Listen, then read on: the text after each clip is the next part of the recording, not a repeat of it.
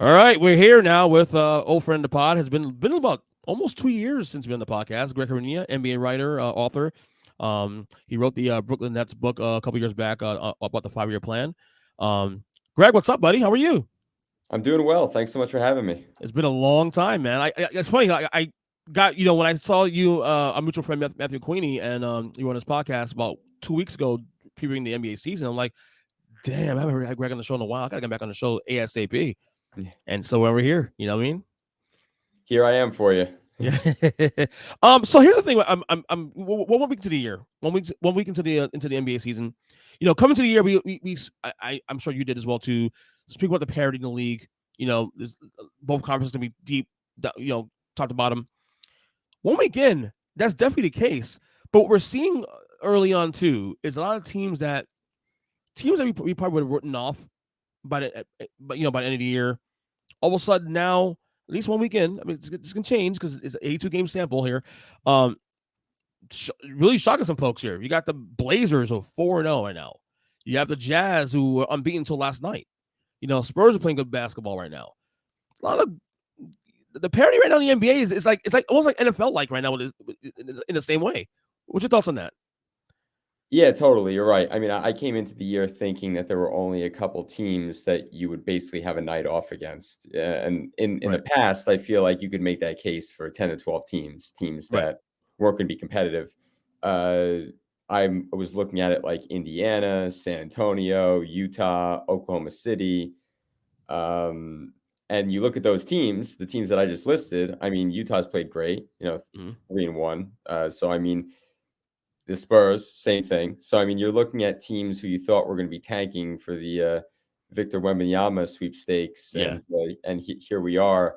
They've been some of the better teams in the league. So I mean, even a team like Charlotte, I didn't expect to be very good. I mean, they're 2-1.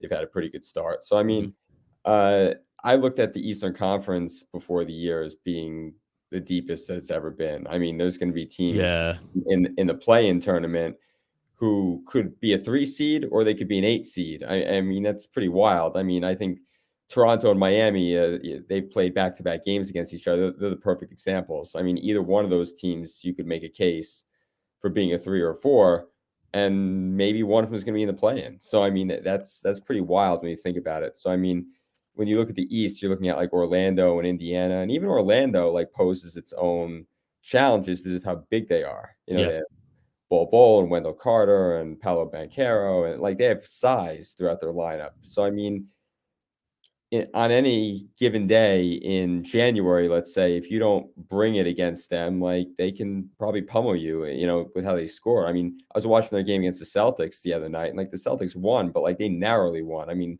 Yeah. Orlando was scoring at will, and I mean they're a team that I'm looking at as like not being any good. So I mean I think the depth of talent throughout is almost every team got better. I feel like that's in the playoff conversation. Even a team like the Ha- Knicks. I mean right. everyone likes to pound the Knicks. I mean Because it's fun. they're basically bringing back the same team and adding Jalen Brunson. So I mean they're not really losing anything from what they had last year. They're adding. So you look at almost every team in the East, they're adding. I mean the Atlanta Hawks. I mean, they added DeJounte Murray. I mean, right now they're playing without Bogdan Bogdanovic. So, I mean, you look at a team like them, who many people might think, oh, they're probably a play-in team. Like, there's no reason why they can't be good too. So, I mean, you go up and down the list. I mean, every team has an opportunity, I think. Portland intrigues me because you get Dame Lillard back after injury last year. They're 4-0. You say, oh, it was early, but they beat the Lakers on the road on Sunday, and they beat Denver last night. And I'm thinking to myself, well, this look, long term, is this team going to be a playoff team, maybe a playing team, maybe possibly a playing team? Can they sustain this though, Portland?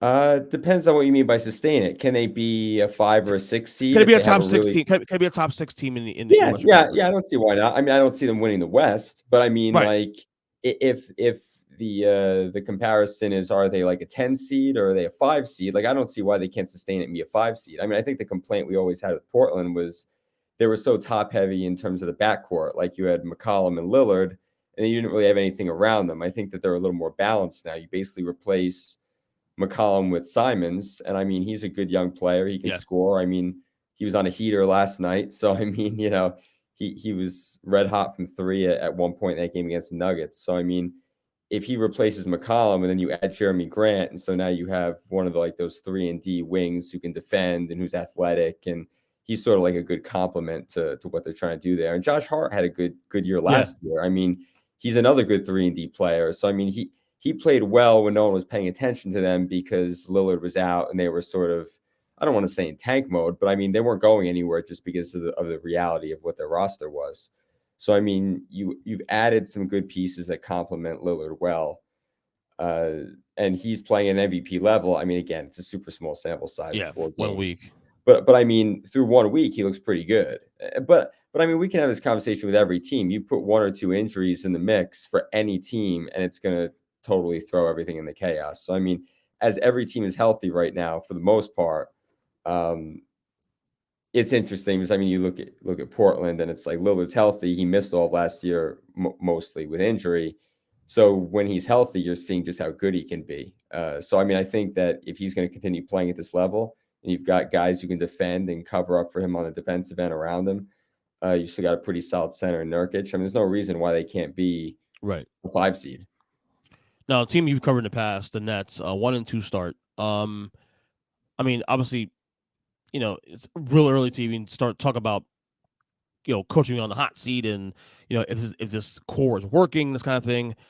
But I mean, you have to feel that Steve Nash is under a major hot seat right now. Right now, this early, like to me, is like I the way I interpret the situation with the Nets is that if this team is struggling before Thanksgiving, forget Christmas, that he could be gone. I mean, does Steve Nash last till Christmas this year? Well, I thought prior to the season that he wouldn't last until the trade deadline, and that was before seeing anything. That was just me thinking that with the demand that KD made, and to be honest, I don't even think he wanted Nash and Marks fired. I think that was just his way of trying to force them to trade him. So I think he was making a request that he knew was never going to be honored. Right. But I think that it's a lot easier to get rid of the coach than it is to get rid of. You're not going to get rid of KD and Kyrie unless they both basically say we're not going to play for you. So I mean, if they're willing to play, the easiest change to make is going to be to fire Nash. And I mean, I don't think he's any great coach. You know, I think he's an average or maybe below average coach. But I mean, again, their success is all going to come down to KD and Kyrie and how well they play and how well the guys around them defend and do the little things. And I mean, through the first 3 games, basically what you've seen is exactly what I think KD's concerns were when he requested the trade. He didn't know the direction of the team in terms of like, okay, Kyrie and KD are going to be great. But what about the guys around them? And you're not going to be able to move any. I mean, I guess you could move a couple of them. I mean, there's probably a little room for tweaking if you wanted to move like Seth Curry and one of the young guys. Like if you were to trade Cam Thomas, Seth Curry, and a future pick, could you go out and get a big somewhere? Maybe, you know, it depends. I mean, again, there are going to be a couple teams that are probably going to be auctioning off their players as the season goes on, just because they have their eyes on the draft. So, I mean, maybe there's a little room for tweaking, but I mean, for the most part, I think KD knew that he and Kyrie were going to be good. And I mean, last night is probably emblematic of what his concern was, because they both scored 37 points and they lose a game by 10 points. Yeah. I mean, that's got to be pretty concerning. I mean, you might not get a game where those two guys play better together in terms of totally locked in, both shooting above 50% from the field, both scoring almost 40 points. The team shoots 56%. And you lose by double digits. I mean, that's somewhat concerning. And I think also part of like going back to the KD's trade demand, I think that his vision of this team is with James Harden on it. And I think that the fact that you saw him in the offseason working out with Harden, it's like, okay, well, maybe there wasn't that grudge that it was made out to be. And maybe he doesn't want to play with Simmons. And I mean, through the first couple games, Simmons hasn't been great. I mean, let's call it what it is. I mean, he's averaging. Did he play last night? He did. Yeah, he fouled out in the fourth quarter, and people were complaining about, it was a weak call for his 6th foul. And it's like, that's fine, but he was minus 16 prior to that. So I mean, they're making it sound like the refs fouling him out was what cost them the game. Like He's not making an impact on the right now. no, and he fouled out with 4 minutes left in the game. It's not like he fouled out in the third quarter and it's like, oh, we were robbed of a chance. I mean, they were minus 16 with him on the floor. He scored 7 points. I think he scored 17 points in 3 games. So I mean, he's scoring, I think, just under 6 points a game. And I mean, that's tough because that's putting a lot of pressure on Kyrie and KD. And I thought it was surprising that KD said during media day, like, I thought he was going to run from the trade request and say, oh, everything was blown out of proportion. He's like, no, I was looking at the rest of my career and not sure what the direction of the team was. And he did mention, which I thought was interesting, about him getting older. And I feel like you don't really hear LeBron talking about getting older. You know, his whole thing is like, oh, I'm better than I've ever been. You know, forget my age. You know, it's just a number. I'm as good as I've ever been. I think the injuries have probably added to that because LeBron's been relatively healthy his entire career. KD's had some couple, yeah. I mean, season injuries and the whatnot. Funny thing is that everybody talks about Kyrie and the games that he's missed. I mean, KD has missed just as many games. Now, obviously, there was the Achilles. But then the year after, he missed half a season basically with a hamstring injury, and he missed probably a quarter of the season last year with a knee injury. So, I mean, he's missed a ton of time due to injuries. So, I mean, when you look at like last night's game, it's like the first 3 games, that's what it's been. It's been Kyrie and KD have to do the bulk of the scoring. And it's like, how is that going to work with 2 guys in their 30s who've played more than 10 years in the league over an 82-game season when they're playing 39 minutes a game last night and they're still losing by 10 and they both played great. Right. So, I mean, I think that's the concern. And the easiest thing to do will be to get rid of Nash, you know, circling back to your point. Well, it would be. Yeah, if they're struggling, you know, I mean, obviously this is a 3-game sample size, but let's say a month from now, it sort of looks similarly. The easiest thing to do will be to get rid of the coach. I mean, is it his fault? I mean, I don't think he helps, but I don't know that I would say it's his fault. This is year 4, right, of Nash, or is it year 3? This is year 3. Okay, so year 1, you have COVID. Year 2, you have the Kyrie mandate. I can't play this game. I can play this game. So, and I'm not trying to make an excuse here for Nash. Obviously, he's a grown man, you know, whatever. But these first 2 years kind of feel unfair, based on what's been around this team and things that he has no control over, especially the Kyrie Irving part with the mandate. You know, if you're not at full strength, you're not at full strength. Yes, I totally agree with you, and I don't think that Joe Tsai, the owner, or Sean Marks, the general manager, I don't think they want to get rid of him. I think that they like him. I know that Joe Tsai likes him. I think they're involved in some sort of lacrosse league together or something like that. So, I mean, I think that they all like each other. So, I mean, I don't think that's the issue. But the thing is that if KD starts grumbling again, who are you going to side with? Are you going to keep Steve Nash and give him continuity, but a lesser, younger roster? Or are you just going to move on from Nash and put one of KD's guys in there? Because look, nobody goes to the games to watch Steve Nash coach. I mean, the reason why they were asking for the moon and the stars for KD is because he's going to sell tickets for them. And I mean, look, he's still great. I mean, he's still a top 5 or 6 player. I mean, you know, I wonder defensively if he'll be able to give them what he has in the past. Because I mean, look, like you've seen it with LeBron. I mean, I'm sure you've watched him after he left Miami. I mean, it's like he's always been great offensively, but where you've seen the biggest drop off is on defense because at his age, he can't give you 100% on both ends of the floor. He's got to pick and choose his spots.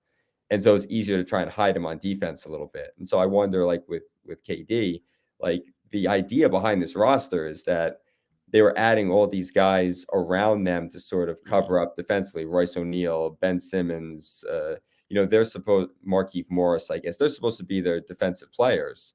But I mean, through 3 games, I mean, they've got one of the worst defenses in the league. Heading into last night, and again, it's a 2-game sample, they were ranked in the bottom 5 of defensive efficiency, and that's before giving up 134 points.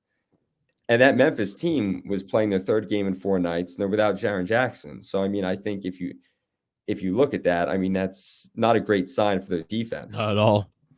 Yeah, they look bad. I watched the condensed version of that game this morning. And it's definitely a hard watch there. A lot of blow-bys. And I mean, again, they're putting a lot of, you know, I talk about the pressure that's on KD and Kyrie to score, but there's also a lot of Nick Claxton's plate too, because they really don't have like a proven center on the roster. And I mean, Nick Claxton is not going to shoot. I mean, it's the same thing with Simmons. He's not going to shoot. They need dunks and layups basically to get their points. Right. And I mean, Nick Claxton is going to be the beneficiary of teams loading up on Kyrie and KD.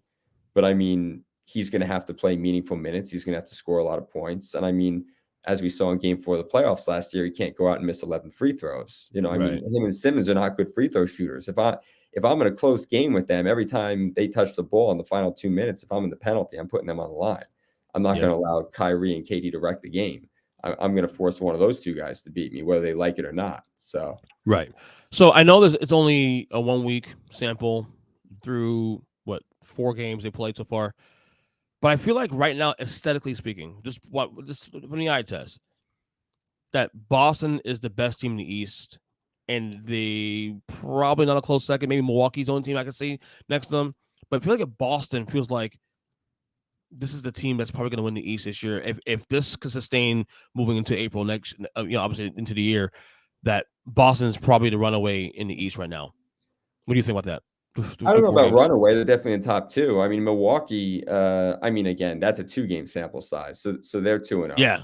But I mean, they're also super banged up. They don't have Middleton. They're going to get Joe Ingles back at some point. They're going to get Connaughton back. So, I mean, they're 2-0 having, I mean, they beat Philadelphia in a 90-88 game. So that was kind of a defensive, slugfest, if you will. And then they beat up on Houston, who nobody's expecting to be in the playoffs. But I mean, they blew them out. So I mean, they did what they had to do. But I want to see what they look like when Ingles comes back second half of the year, because he'll really help their second unit. I think him playing off Giannis will be super helpful, just because he can knock down corner threes, and when Giannis, and he can handle the ball. So, I mean, you can put them in pick and roll. You can have Ingles stand in the corner and just take wide open threes. I mean, what they've put around Giannis is really impressive, just because they've got shooters all over the floor. And a lot of these guys can defend too. So, I mean, it's all 3-and-D players around a dominant big, more or less, who can't shoot. So, I mean, they've really built the roster out nicely. And with Boston, I mean, the X factor for them is Robert Williams. I mean, I don't want to say I'm not going to count a lot of what happens in the first half of the season, but we know how good Boston can be. We know how good Brown is. We know how good Tatum is. Having that nuclear weapon in Williams, who basically can be like a defensive player of the year if he played a full 82 games, super athletic. He can switch onto anybody. He can guard a guard. He can guard a center. He can guard anybody. So, I mean, you put that on your back line, that's pretty impressive. Now, I mean, I know that he had the knee surgery. They don't even need him the first half of the year. He can come back in January. He can come back in February. We know they'll be able to carry. Tatum and Brown will be able to carry the team in the meantime. You're going to have games like last night where they get blown out by Chicago, but you're also going to have a lot of games where they look really good. Right. And they've looked really good for the most part. And to be honest, last night, I mean, they were up 19 in the first quarter, and I think it's a case of you take your foot off the gas, and it's kind of hard to get it going again. Yeah, I was kind of shocked they lost last night, actually. I thought they would take care of business in Chicago last night. I really thought that. I was a little shocked about that. And I think some teams, especially during the regular season, you're going to have games where you take your foot off the accelerator, or you don't put it on the accelerator at all, because it's an 82-game season. So, I mean, again, you're going to see that from Boston probably from time to time, just because they don't have arguably defensive player of the year back there. So, I mean, if you give up 120 points, it's like, okay, it can happen. I can see that, because you're trying to replace that with, I mean, Al Horford is still there, but you don't want to play him 35, 40 minutes. Yeah, same for the playoffs. Yeah, you want to save him for the playoffs. So now you're relying on Noah Vonleh to play major minutes. And I mean, he's a journeyman in the NBA. So, I mean, now you're taking this team who's probably the best team in the East if they're healthy, and you're putting a journeyman back there, and you're putting Blake Griffin back there. I mean, and Blake Griffin didn't even play last night until garbage time. Oh, so, I mean, they're really just trying to tread water until they can get healthy. But if I were them, I would take it super slow with Robert Williams. I wouldn't rush him back, because he's probably the difference between them possibly winning a title or basically being bounced in the first or second round. Like, they need him badly come playoff time. Yeah. But they're a good enough team that night in, night out, they'll be able to handle most teams without him for the time being. But they're definitely in the top 2 or 3 teams. And I mean, what more can you ask for? So. Right, exactly. I know they won last night. But 1-3 Sixers. Are you concerned?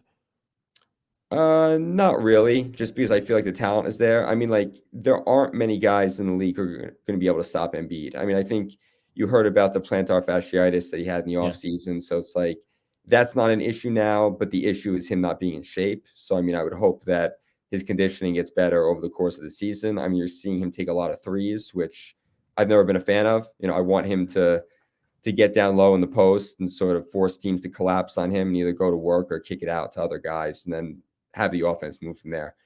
I mean, the game that they lost against San Antonio, that's just a perfect case of they walked in there thinking that they were going to easily win the game. San Antonio played hard and they couldn't rev it up. Kind of like what Boston had last night with Chicago. I mean, it's like you take your foot off the accelerator and now all of a sudden this other team is playing balls to the wall. And now before you know it, you're down by double digits to a team that you should be blowing out.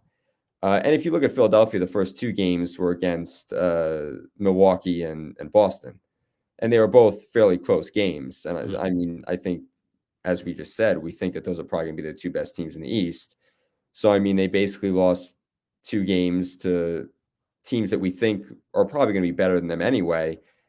And then a game that they just kind of no-showed against San Antonio. And last night they got right, I guess. But, I mean, I think a lot of it's going to be just figuring it out still with Harden and Embiid and Maxey and Harris and where all these guys go and where they fit together on the floor. I mean, the concerning thing, and I watched the game against San Antonio, there was no ball movement. I mean, it was just Harden dribbling and 4 guys standing around like stationary, like statues. Right. It's like that doesn't work. And I mean, like with the Nets, I mean, it's like they have that too at times where it's like you're going 1-on-5 and KD and Kyrie are great, but it's like everyone's standing around watching these great one-on-one players go to work. And it's like what makes Golden State great and what makes Boston great and what makes Milwaukee great is that guys are moving.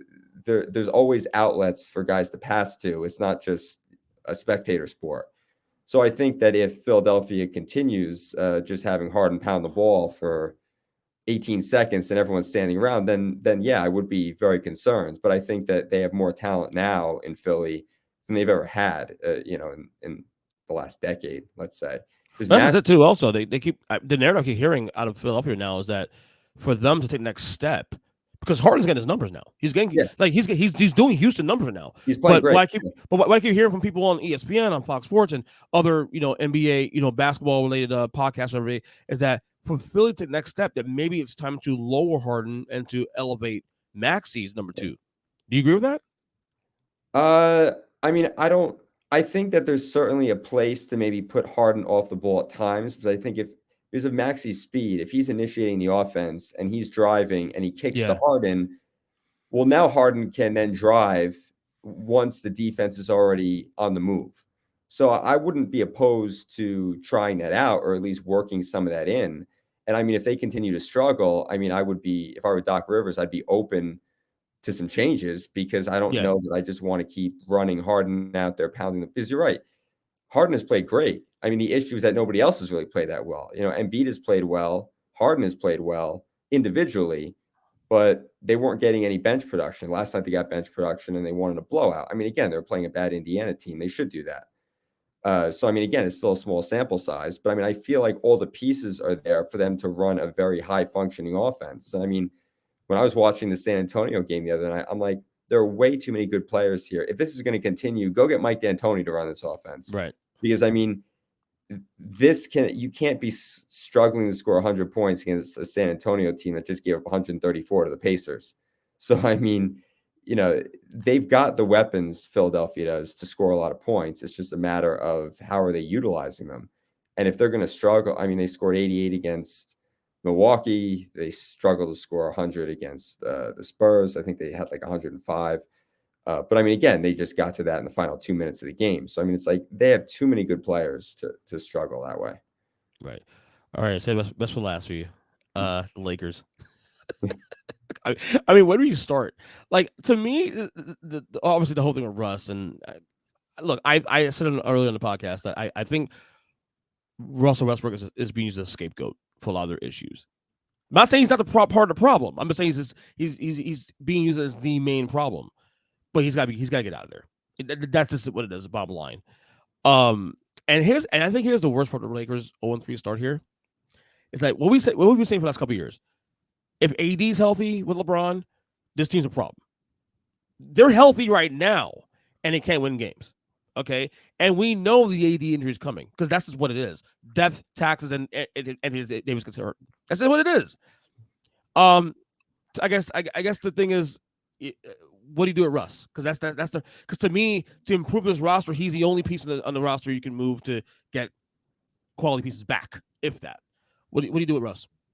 Well, the only way you're going to be able to move him is if you trade those 2 first-round picks, the first rounder in 27 and the first rounder in 29. Right. And I'm only doing that deal if I'm getting a proven, like, if I'm getting like a Kyrie Irving or some guy that I know can go off for 30 on any given night. Because to be honest, Miles Turner and Buddy Hield are not moving the needle. I mean, Miles Turner's fine, but he's injured a lot. Buddy Hield is a streaky shooter and really probably on a good team, like a sixth man or a seventh, or not even a sixth man. He's probably like your seventh man on a good team, a guy who can give you outside shooting. Those first round picks are gold because AD's probably not there. LeBron's probably not there in 4 years or 5 years. Mm-hmm. So at that point in time, those could be top 5 picks very easily because the Lakers could be in 5 years the worst team in the league for all we know. So, I mean, that's not the same as like the Knicks getting all these picks that are, top 14 protected and top 16 protected and, that sort of thing. So, I mean, not all first round picks are created equal. Right. So moving Russ will require you to get rid of those picks, and I'm not doing it for Miles Turner or Buddy Hield. And the issue with this roster is that it's poorly constructed in the sense that, yeah, Westbrook is a scapegoat because there's no outside shooting. So, I mean, Right. it's hard to win games when you're shooting 20% from three. I mean, league average is typically between 34 and 36% on any given year. If you're going out and shooting 18%, 20%, you're not going to win that way. And LeBron has played well, AD has played well, but you need guys around to be able to knock down shots. And just adding Buddy Hield to do that is not going to be a difference maker. Maybe it gets them in the play-in tournament, but I mean, I'm not giving up my best assets just to get into the play-in tournament. At this point, you're better off just waiting it out with Russ and living the year with him. I personally would send him home just because I don't know that. First of all, I don't think he fits. His shooting has been abysmal. His jump shot, I think he's made 3 jump shots in 3 games, non-dunks or layups. Decision making is poor. He's not a good defender anymore. I mean, we see it with stars who age, right? And when they're not as good as they used to be. We saw it with Carmelo. I mean, Carmelo was out of the league for a couple of years because teams didn't think that he could adjust to being a role player. But the thing was, Carmelo could still shoot. You could still stick Carmelo in the corner, and teams Right. have to guard him. So he brought a value to the team, right? Yeah, so he still brings some kind of value. I don't know what value Westbrook brings because he's not a lockdown defender. He can't shoot, and he's not really effective if the ball's not in his hands, and the ball's predominantly going to be in LeBron's hands. So he doesn't space the floor, and he doesn't strike me as a guy who's going to play the good soldier and who's going to do what the team asks of him. They want him to come off the bench. He doesn't want to do that. So, I mean, to be honest, I don't think Westbrook's even going to be in the league after this year. Yeah, that's the thing.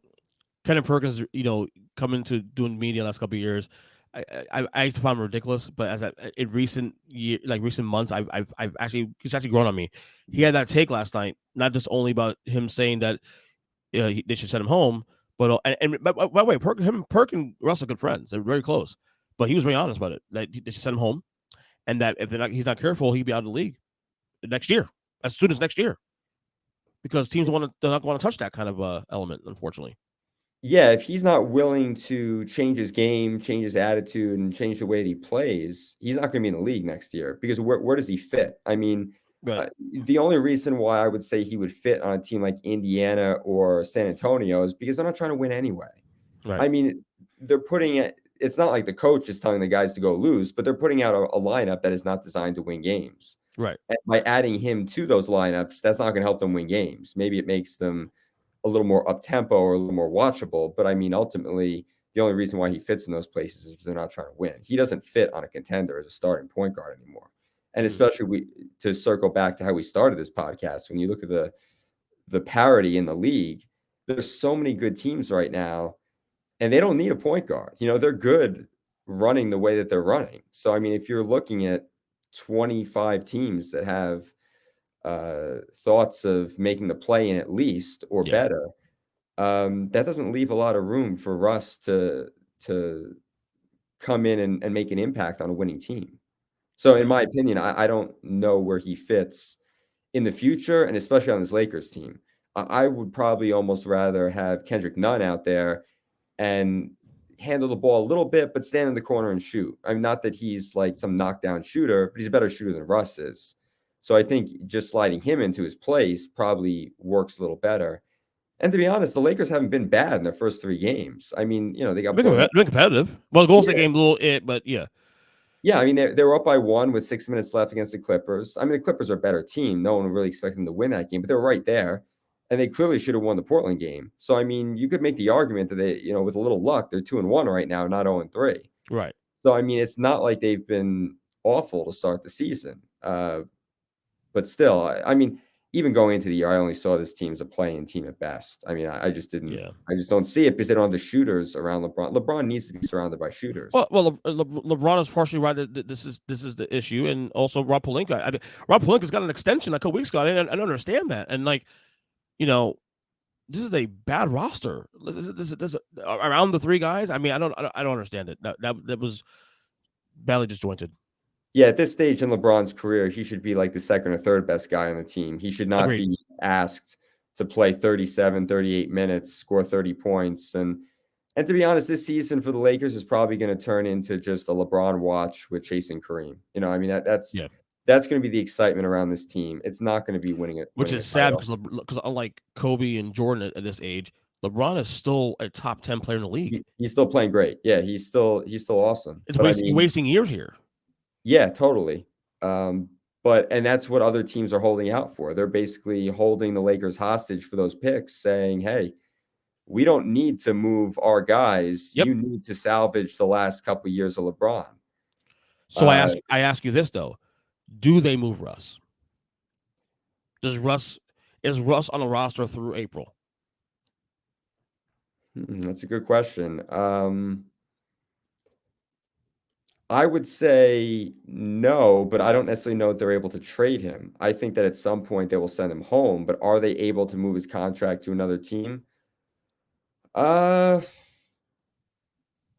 don't know. It's debatable. I mean, I think you're hoping, if you're the Lakers, that things blow up in Brooklyn and that they break that thing down and that maybe you can still get Kyrie for those 2 picks.